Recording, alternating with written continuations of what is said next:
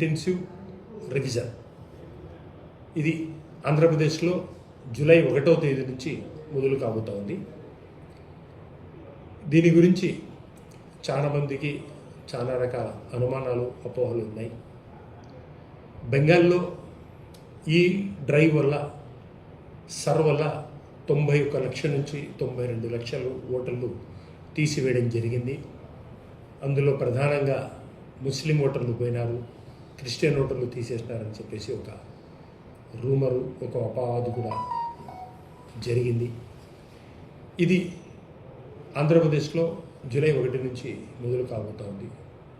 ప్రజలందరూ దీనికి అన్ని రకాలుగా ప్రయత్నం కావాల్సింది, రెడీ కావాల్సిందిగా చెప్తా ఉన్నాను. దీని వివరాలు నేను చెప్పదలుచుకున్నాను. 1987 జూన్ 31వ తేదీ లోపల పుట్టిన వాళ్ళకైతే సెల్ఫ్ డిక్లరేషన్ ఉంటే చాలు.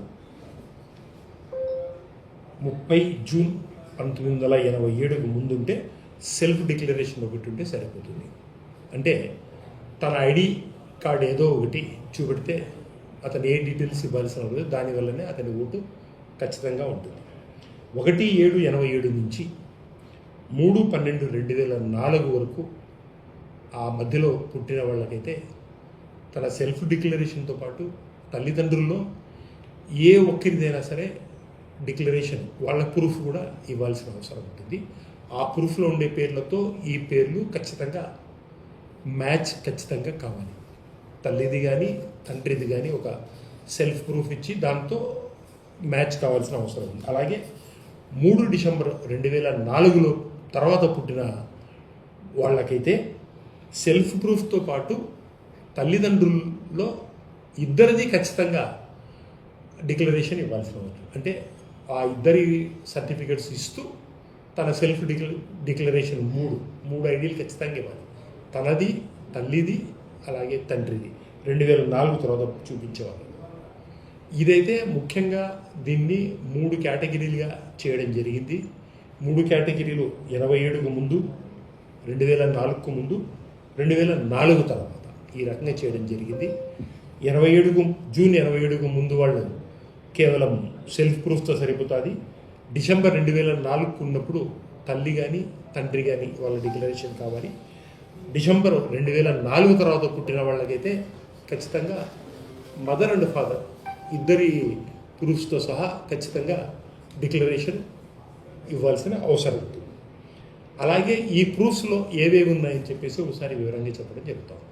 12 ప్రూఫ్స్ ఏమో వాళ్ళు డిక్లరేషన్ చేసినారు. ఆ 12 ప్రూఫ్లలో డేట్ ఆఫ్ బర్త్ ఒకటి, పాస్పోర్ట్ ఒకటి, ఎడ్యుకేషన్ సర్టిఫికేట్ ఒకటి, ఐడి కార్డ్ ఒకటి, ఏదైనా అంటే గవర్నమెంట్ ఎంప్లాయీస్ కానీ ఏదైనా వాళ్ళ ఐడి కార్డు ఉంటుంది, అది కూడా పెన్షన్ హోల్డర్స్ ఉండే పెన్షన్ హోల్డర్ కార్డ్స్ కానీ, నేటివిటీ సర్టిఫికేట్ కానీ, క్యాస్ట్ సర్టిఫికేట్ కానీ, ఎన్ఆర్సీ జాతీయ సభ్యత నమోదు పత్రం కానీ, ల్యాండ్ సర్టిఫికేట్ కానీ, రేషన్ కార్డ్స్ కానీ, ఇటువంటివి 16 సర్టిఫికేట్లు ఉంటాయి. వాటిలో ఏదో ఒకటి ఉండాలి. దీంట్లో నేను చెప్పేది ఏమంటే అవి ఖచ్చితంగా మన పేరుతో ఖచ్చితంగా మ్యాచ్ అయ్యే రకంగా ఉండాలి. ఫర్ ఎగ్జాంపుల్ మదర్ పేరుతో మనం ప్రూఫ్ చూపెడతా ఉన్నాము. మదర్ పేరు మీద ఉన్నప్పుడు దాంట్లో ఏ పేరు అయితే మనకు ఉంటుందో ఇక్కడ కూడా అదే పేరు స్పెల్లింగ్తో సహా ఖచ్చితంగా ఉండాలి. అదొకటి జాగ్రత్తగా ఉండాల్సిన అవసరం ఉంది. దీనికోసమే ఇప్పుడు బూత్ లెవెల్ ఆఫీసర్స్ వస్తారు. బిఎల్ఓస్ జూన్ 14 నుంచి మన దగ్గరికి రావడం జరుగుతాయి. వాళ్ళు వచ్చే లోపలనే ఇప్పటి నుంచే టైం ఉంది కాబట్టి సర్టిఫికేట్స్ మనం రెడీగా పెట్టుకుంటే ఎటువంటి ఇబ్బంది లేకుండా వాళ్ళు వచ్చినప్పుడు ఈజీగా ఇచ్చినప్పుడు ఎన్రోల్మెంట్కు చాలా ఈజీగా ఉంటుందని చెప్పేసి మీ ద్వారా నేను ప్రజలకు అందరికీ కోరుకుంటాను.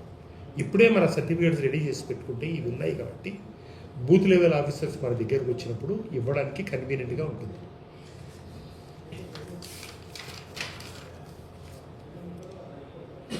బిఎల్ఓలు రాష్ట్రమంతా 46,397 మందిని ఆంధ్రప్రదేశ్ రాష్ట్రానికి బిఎల్ఓలను ఏర్పాటు చేయడం జరిగింది. వాళ్ళు ఒక్కొక్క ఇంటికి ఒకసారి కాకుండా 3 సార్లు తిరుగుతారు. అంటే డోర్ లాక్ అయితే పక్క వాళ్ళని అడగడం కానీ, ఇంకోసారి మళ్ళీ రావడం కానీ 3 సార్లు అయితే ఖచ్చితంగా తిరుగుతారు.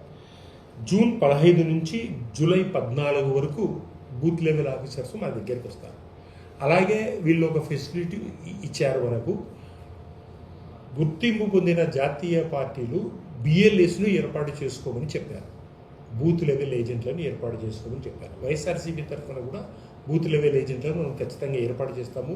వాళ్ళకి అన్ని రకాలుగా తర్ఫీజ్ ఇస్తాము. ప్రజలకు దగ్గర ఉండి వాళ్ళ సర్వీస్ చేసే రకంగా మనం చేయడం కూడా జరుగుతుంది. తర్వాత జూలై 21వ తేదీన వీళ్ళు కంప్లీట్ జూలై 14కు క్లోజ్ చేసేసి జూలై 21న ఒక ముసాయిదా ఏర్పాటు చేస్తారు. అంటే వీడికి క్లోజ్ అని చెప్పేసి ఒక సర్టిఫికేట్ ఇచ్చేస్తారు. తర్వాత ఒక నెల రోజులకు అబ్జెక్షన్స్ క్లైమ్స్ ఏమన్నా ఉంటే చెప్పండి అని చెప్పేసి ఒక నెల రోజులు టైం ఇవ్వడం కూడా జరుగుతుంది. తర్వాత సెప్టెంబర్ 22వ తేదీన దీనికి తుది జాబితా విడుదల చేయడం జరుగుతుంది. సెప్టెంబర్ 22 తర్వాత తుది జాబితా విడుదల అయిన తర్వాత మనం ఏమైనా అబ్జెక్షన్స్ అవి ఉంటే అవకాశం ఉండదు. అందుకే నేను ప్రజలకు మరీ కోరుకునేది ఏమంటే ఇప్పుడే జాగరూకతగా ఉండి మన అత్యంత విలువైన ఓటును మిస్ చేసుకోకుండా అన్ని రకాల సర్టిఫికెట్స్తో రెడీగా ఉండి మన ఓటును ఎన్రోల్మెంట్ చేసుకోవాల్సిందిగా కోరుతా ఉన్నారు. ప్రస్తుతం ఇప్పటి వరకు ఉండే జాబితా ప్రకారము ఆంధ్రప్రదేశ్లో 4,16,18,359 మంది ఓటర్లు ఉన్నారు. 4,16,18,359 మంది. వీరిలో 2,68,86,239 అంటే 64.6% 2002 నాటికి ఆల్రెడీ ప్రీ మ్యాపింగ్లో నమోదై ఉన్నారు. మరో 1,47,32,120 మంది ఓటర్లుగా నమోదు కావాల్సిన అవసరం ఉంది. ఈ నమోదు కావాల్సిన అవసరంలోనే ఈ ప్రక్రియ అంతా జరుగుతూ ఉంది. ఇది మరొకసారి నేను అందరికీ చెప్పేది ఏమంటే దయచేసి అతి జాగ్రత్తగా ఉండి మన విలువైన ఓటును మిస్ చేసుకోకుండా జాగ్రత్తగా ఉండి, ఎందుకంటే చాలామంది ఎడ్యుకేటెడ్స్ ఉంటారు, చదువు రాని వ్యక్తులు కూడా ఉంటారు. వాళ్ళకి ఇప్పటి నుంచే జాగ్రత్తగా ఉండి అన్ని రకాలుగా ఉండి వాళ్ళ ఓటును నమోదు చేసుకోవాల్సిన అవసరం ఎంతైనా ఉంది. మా వైఎస్ఆర్సీపీ తరఫున బిఎల్ఏస్ కూడా ఉంటారు. వాళ్ళు మీకు అన్ని రకాలుగా సహాయ సహకారాలు అందిస్తారు, మీకు చేస్తారు. బిఎల్ఓలు వచ్చినప్పుడు వాళ్ళు బిఎల్ఏలు మా వాళ్ళు వీటికి వస్తారు, మీ ప్రతి ఇంటికి వచ్చి అడుగుతారు, మీ సర్టిఫికేట్స్ ఏమన్నా తీసుకొని వస్తారు, జిరాక్సులు తీసుకొని మీకు నమోదు చేసే రకంగా చేస్తారు. సో నేను మరొకసారి అందరినీ అడిగేది ఏమంటే ఈ సర్లో ఎన్నో అపోహలు ఉన్నాయి, ఎంతోమంది ఓటర్లు తొలగించినారని చెప్పారు. కాబట్టి మనం అతి జాగ్రత్తగా ఉండి మన విలువైన ఓటును నమోదు చేయవలసిందిగా కోరుకుంటూ సెలవు తీసుకుంటాం.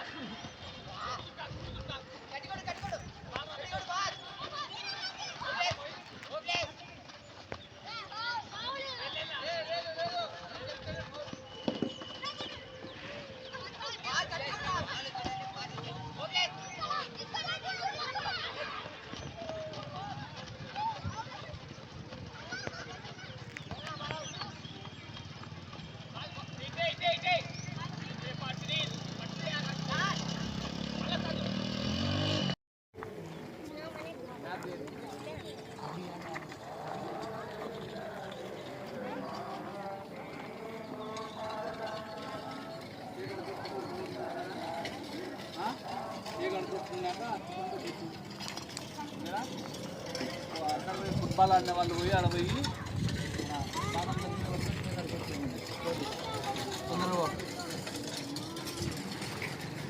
కడుక్కొని వాళ్ళని చెప్పి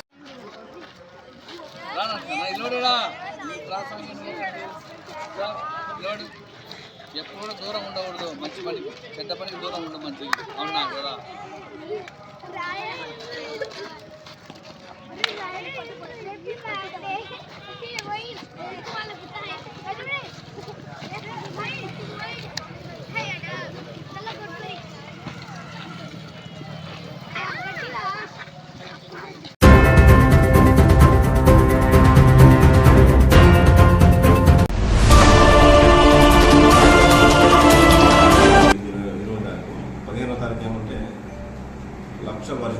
అతనికి బ్లాక్ మనీ అని చెప్పి 3 లక్షల రూపాయలు ఇస్తాము అని చెప్పి మోసం చేసి అతని దగ్గర నుంచి 3 లక్షల రూపాయలు తీసుకున్నారు.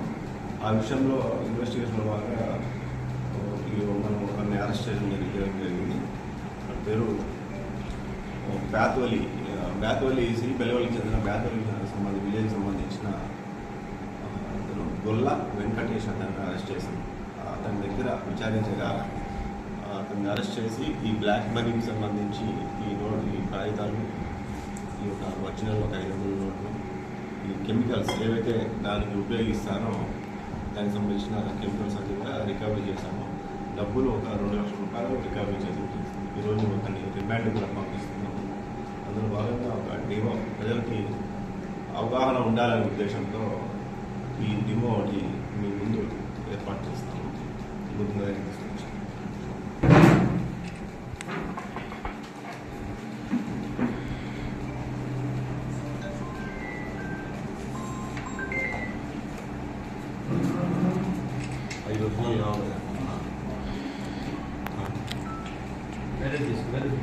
ఓకే మీరు వాటర్ అయ్యాలి.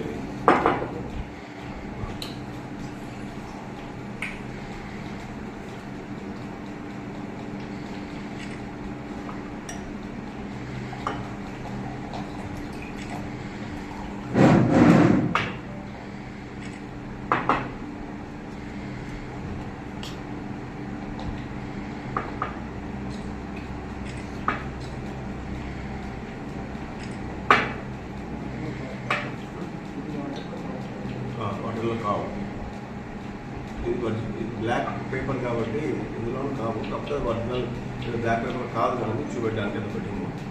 మీకు ఇప్పుడు ఏం చేస్తుంటే ఇందులో కోసం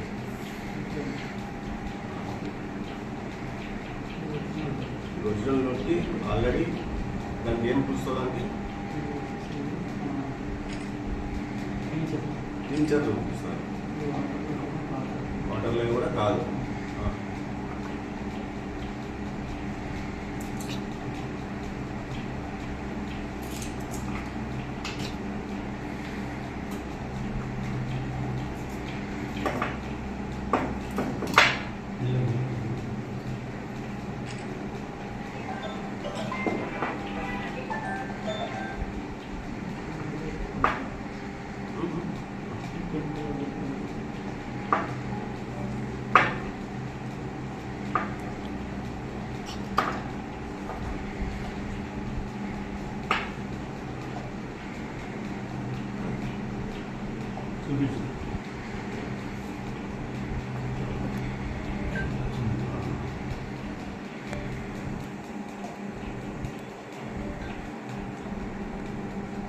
మొత్తం చూసి వర్షం నోట్ అది వర్షం నోట్ అది ఫేక్ నోట్ కాదు.